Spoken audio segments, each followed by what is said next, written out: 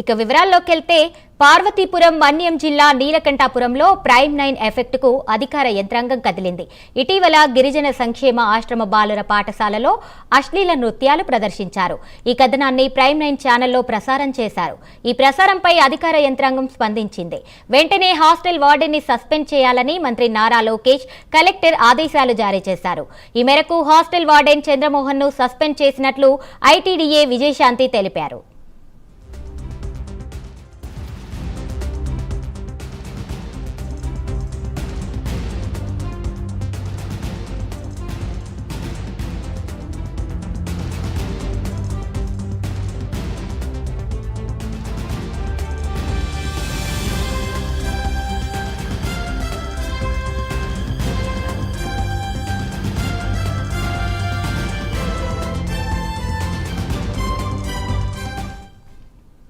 పార్వతీపురం మన్యం జిల్లా నీలకంఠాపురంలో prime 9 effect కు అధికార యంత్రాంగం కదిలింది. ఇటీవల గిరిజన సంక్షేమ ఆశ్రమ బాలుర పాఠశాలలో అశ్లీల నృత్యాలు ప్రదర్శించారు. ఈ కథనాన్ని ప్రైమ్ 9 ఛానల్లో ప్రసారం చేశారు. ఈ ప్రసారంపై అధికార యంత్రాంగం స్పందించింది.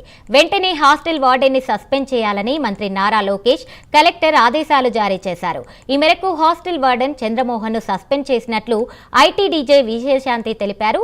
దీనిపై మరింత సమాచారం మా కరెస్పాండెంట్ నాగేంద్ర ప్రసాద్ అందిస్తారు. నాగేంద్ర, చెప్పండి. ఆకాంక్ష ప్రధానంగా మనం చూసినట్లయితే ఈ ఘటనకు సంబంధించి అంటే ప్రధానంగా విద్యార్థులకు సంబంధించి ఒక ఫేర్వెల్ సంబంధించిన కార్యక్రమం జరుగుతున్నప్పుడు వేదికపై ఈ ఘటన చోటు చేస్తుందని మనకి తెలుస్తుంది. దీనికి సంబంధించి బాధ్యత వహిస్తున్నటువంటి ఎవరైతే వార్డెన్ ఉన్నారో ఆ వార్డెన్ కూడా బాధ్యతగా చేసి ఈ రోజు సస్పెండ్ చేసేట్టుగా ఉత్తర్వులు కూడా వచ్చేస్తుంది. ప్రధానంగా పార్వతీపురం మన్యం జిల్లాలో కురుపా మండలం నీలకంఠాపురం గిరిజన సంక్షేమ ఆశ్రమ బాలుర పాఠశాలలో ఈ ఘటన చోటు చేస్తుంది.